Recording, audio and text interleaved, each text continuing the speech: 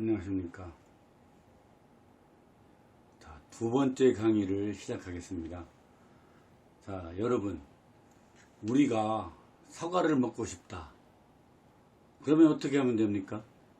농촌에 가서 과수원을 하며 사과나무를 심고 재배해서 나무에 열린 사과를 따먹나요?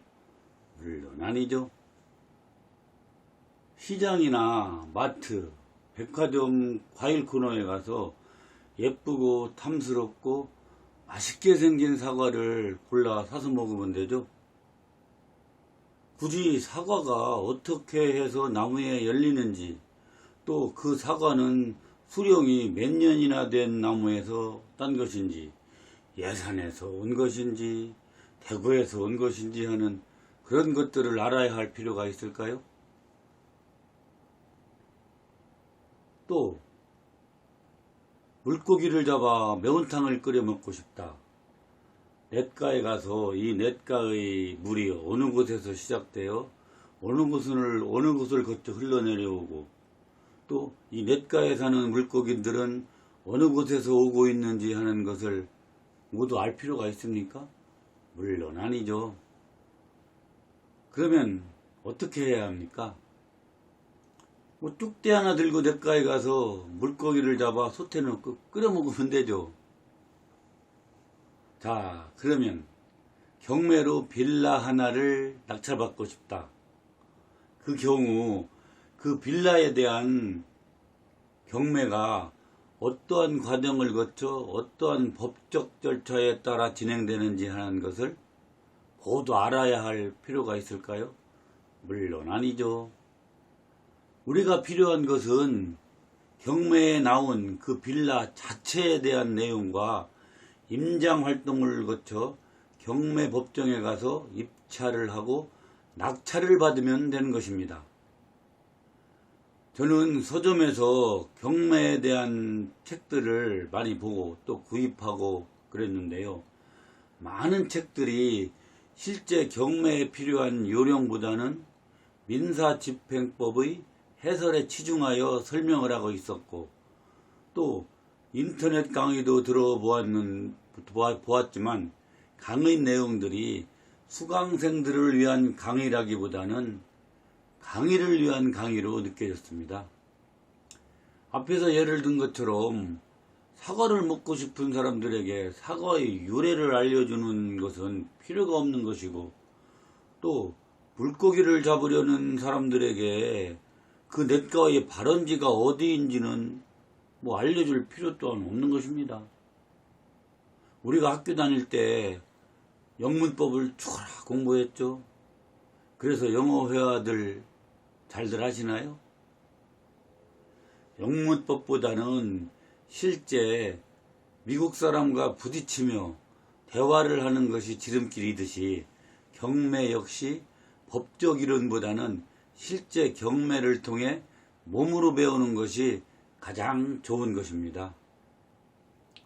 그리고 경매와 관련되는 용어들은 일반인들에게는 낯선 법률 용어이기 때문에 리걸 마인드가 형성되어 있지 않은 사람들에게 집행원원이 어떻고 법정지상권은 또 무엇이고 하는 법률적인 말들은 거부감을 주어 앞 페이지 몇 장을 읽어보고는 책을 덮어버리는 경우가 많게 되고, 강의 역시 내용을 못 알아듣는 경우가 많게 됩니다.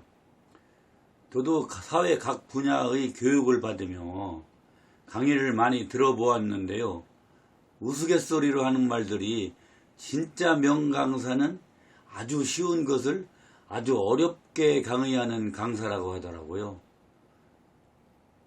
그래야 수강생들이 못 알아듣고 또다시 재수강 신청을 하게 되니까요.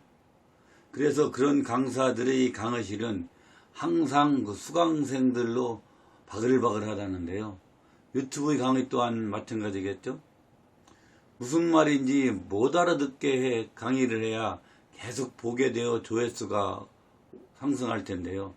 제 강의는 너무 쉬워서 한 번만 보면 되니 조회수가 저조할까 걱정입니다.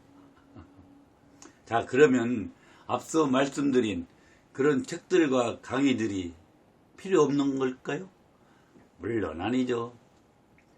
처음에는 간단한 경매 지식만 갖고 일단 입찰에 참가를 하여 낙찰을 받게 되거나 낙찰을 받지 못하게 되더라도 경매에 관심을 갖게 되면 그 이후에는 누가 시키지 않아도 경매에 관한 그 임대차 상식에 관한 책도 보게 되고 지분 경매나 특수물건 그런 것과 관련된 책도 보게 되는 것으로 모든 것은 시작이 가장 중요한 것이고 그 시작을 할 수 있게 도와주는 것이 가장 바람직하다고 할 것입니다. 그리고 학원에 나가 강의를 듣거나 인터넷 강의를 듣게 되면 같이 강의를 듣는 그 학원생들이나 인터넷 카페 회원들과 함께 임장활동도 하고 경매 법정에도 다니며 이것저것 경험도 할 수 있어 많은 도움이 되는 것이고 실제 경매 법정을 주재하다 보니까 학원에서 견학을 오신 분들이나 인터넷 카페 동호회원들이 모여서 오는 경우가 많이 있었습니다. 자, 그러면 경매 초보자들에게는 어떠한 것이 필요할까요? 경매를 전문적으로 할 생각이 아닌 분들은 지금부터 제가 말씀드리는 3가지만 공부하시면 무난히 경매에 참가하실 수가 있습니다. 가족과 함께 들어가 살고 싶은 빌라를 경매를 통해 구하고 싶다면 그 빌라 하나 경락받는 데 필요한 공부만 간단히 하면 되지 굳이 법정지상권이 어떻고 가압류 가처분이 어떻고 하는 그런 복잡한 것들을 모두 공부할 필요는 없는 것입니다. 제가 말씀드리는 3가지는 첫째, 경매법정에 익숙해져라. 경매법정에 익숙해져라 하는 것과 둘째, 경매정보매체를 이용해라. 경매정보매체를 이용해라. 셋째, 경매법정 입구의 그녀들을 잘 활용해라. 경매법정 입구의 그녀들을 잘 활용해라 하는 것입니다.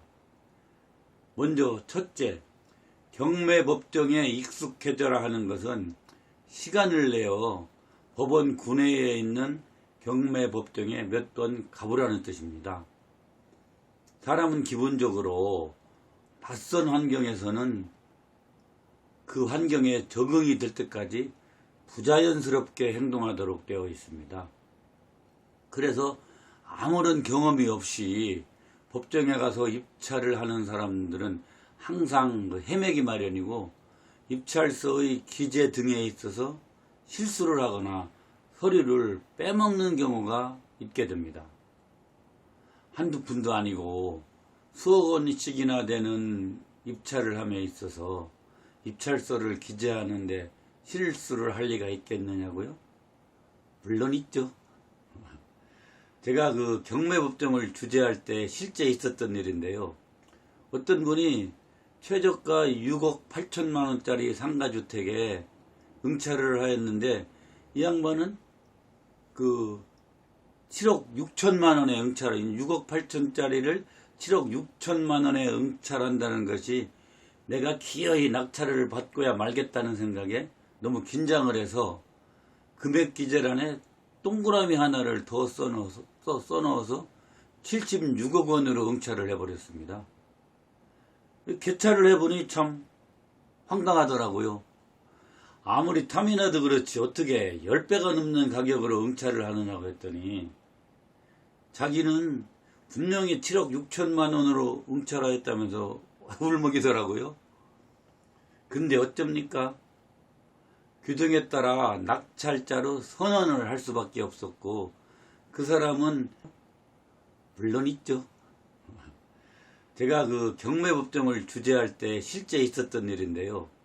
어떤 분이 최저가 6억 8천만 원짜리 상가주택에 응찰을 하였는데 이 양반은 그 7억 6천만 원에 응찰을 6억 8천짜리를 7억 6천만 원에 응찰한다는 것이 내가 기어이 낙찰을 받고야 말겠다는 생각에 너무 긴장을 해서 금액 기재란에 동그라미 하나를 더 써넣어서 76억 원으로 응찰을 해버렸습니다. 개찰을 해보니 참 황당하더라고요. 아무리 탐이나도 그렇지 어떻게 10배가 넘는 가격으로 응찰을 하느냐고 했더니 자기는 분명히 7억 6천만 원으로 응찰하였다면서 울먹이더라고요. 근데 어쩝니까? 규정에 따라 낙찰자로 선언을 할 수밖에 없었고 그 사람은 입찰밖에 없었고 그 사람은 입찰 보증금이죠. 그리고 피해자가 또 있습니다. 바로 8억 8천만 원을 써낸 사람이 있었는데요. 앞의 사람이 제대로 금액을 써냈더라면 당연히 8억 8천만 원을 써낸 사람이 최고가로 낙찰을 받았을 것인데 결국 앞의 사람이 금액을 잘못 기재하였기 때문에 낙찰을 받지 못하였고 또 1위 금액에서 입찰 보증금을 뺀 금액의 범위 내에 있는 사람이 할 수 있는 차순위 매수 신고도 하지 못하게 되어 억울한 피해를 입게 된 것이죠. 또 어떤 분은 3자를 쓴다는 것이 급하게 쓰다 보니 글자를 똑바로 이렇게 쓰지 않고 눕혀 써서 완전히 옆으로 눕혀 놓아가지고 3자를 써놓은 것인지 짝꿍댕이를 그려놓은 것인지 산을 그려놓은 것인지 알 수가 없을 정도여서 결국 무효 처리를 하였습니다. 따라서 아주 잘 아는 곳에 온 것처럼 경매법정에 익숙해질 수 있도록 시간을 내어 몇 번 가보는 것이 좋다는 것입니다. 경매법정은 각 지방법원 본원과 지원의 군내에 위치하고 있습니다. 예를 들어 서울중앙지방법원은 서울중앙지방법원 군내에, 서울동부지방법원은 서울동부지방법원 군내에, 수원지방법원 성남지원은 성남지원 군내에 경매법정이 모두 있습니다. 대부분 법원 중앙 현관을 통해 들어가는 것이 아니고 별관에 있거나 다른 출입문을 이용하도록 되어 있어 그 특별한 제한이 없이 출입이 가능합니다. 그리고 경매가 진행되는 날은 월요일부터 금요일까지 모두 하는 것이 아니고 각 법원별로 일주일에 2회나 3회 정도씩 진행이 되므로 자신이 가고 싶은 법원의 집행관 사무소에 알아보거나 인터넷을 검색하여 경매일이 언제인지 확인을 하고 그 기일에 가면 되는 것입니다. 만약 강동구에 있는 빌라를 하나 낙찰받고 싶다면 빌라를 고르기 전부터 서울 동부지방법원의 경매법정에 몇 번 가봄으로써 그 분위기도 살펴보고 그곳에서 경매 진행은 어떻게 이루어지는가 하는 것도 구경하며 그 익숙하게 되면 나중에 낙찰을 받으려는 물건이 나와 실제 입찰을 하러 가게 되더라도 아주 자연스럽게 입찰에 참가할 수가 있게 됩니다. 경매법정의 구조에 대해서 간략히 말씀드리면 제일 안쪽에는 좀 높게 돼 있어요. 집행관과 사무원이 앉는 법대가 있고 그 아래에 일반인들이 그 앉는 좌석이 배치되어 있으며 그 좌석의 좌측이나 우측에 그 투표소처럼 생긴 입찰서를 기재하는 장소가 있고 한쪽에는 매각물건 명세서와 현황조사서, 감정평가서를 볼 수 있는 컴퓨터 모니터들이 놓여 있습니다.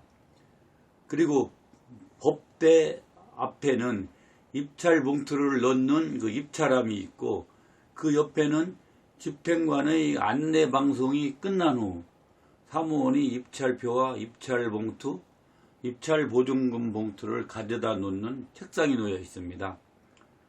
맨 먼저 경매법정에 도착을 하면은 입구에 그 게시판에 부착되어 있는 그날 경매가 진행되는 물건들의 목록인 그 매각기 일부를 보아 혹시 경매 직전에 경매가 취소되거나 길 변경이 된 물건들이 있는지를 확인하고 벽에 붙어있는 또 입찰 유의사항도 읽어보세요. 법정 개정 시간은 보통 10시인데 입찰 직전에 경매 주재 집행관이 하는 안내 방송도 잘 들어보고 실제 그 입찰서와 입찰 봉투, 입찰 보증금 봉투도 받아서 금액을 기재해보는 연습을 해보는 것도 좋은 방법입니다. 가끔 법대회에 앉아서 보면은 입찰자가 아니죠. 입찰자들이 다른 입찰자들과 이야기를 나누거나 그들의 대화를 엿들어서 자신이 입찰하려는 물건의 가격이 자신이 예상해온 가격과 차이가 나게 되면은 당황을 하고 어쩔 줄을 몰라 하는 경우를 보게 되는데 그 사람들이 입찰 가격을 왜곡시키기 위해 허위의 예상가를 일부러 흘리는 경우도 있으니 자신이 미리 예상하여 온 가격에 자신을 갖고 그대로 유지하는 것도 좋은 방법입니다. 이 경우에도 실수를 하는 분들이 있습니다. 역시 실제 있었던 일인데요. 입찰서를 제대로 작성한 어떤 여자분이 옆 사람들이 같은 물건에 대해 이야기하는 것을 듣게 됐는데 그들이 말하는 입찰 가격이 자신이 쓴 것보다 높은 것 같아가지고 순간 당황한 나머지 나 입찰가를 조금 높여야 할 것 같아. 그래야 안전할 것 같다. 이런 생각에 입찰서를 꺼내가지고 10만 단위에 영자를 쓴 것을 위쪽에 삐침을 그려 육자로 만들고 그것도 확실하게 한답시고 다시 몇 번 더 이렇게 눌러 적었는데 누가 보아도 금액을 정정한 것으로 볼 수밖에 없어서 결국 무효 처리를 하게 되었습니다. 뒤에서 시간이 나면 한 번 더 설명을 드리겠는데요. 입찰서의 기재 금액은 정정을 하지 못하도록 되어 있어 금액을 잘못 기재하였을 경우 새로운 입찰서에 다시 기재를 해야 하며 숫자가 명확히 알아보기가 어려운 경우도 무효 처리를 하도록 되어 있습니다. 그 여자분의 경우 옆 사람들은 입찰에 참가하지도 않았어요. 그리고 그냥 예측을 한 것뿐이었어요. 따라서 이 여자분이 금액을 정정하지 않고 처음 그대로 입찰 봉투에 넣은 것을 입찰함에 넣었다면 낙찰을 받았을 것인데 귀가 얇아서 다른 사람의 헛된 소리에 넘어가 결국 낙찰을 받지 못한 것입니다. 그래서 그 경매 법정에 갔을 때 당황해서 그런 실수를 하지 않도록 잘 아는 곳에 온 것처럼 익숙해지라고 하는 것입니다. 다음 강의 때는 경매 정보 매체를 이용하는 것에 대해 알아보겠습니다. 감사합니다.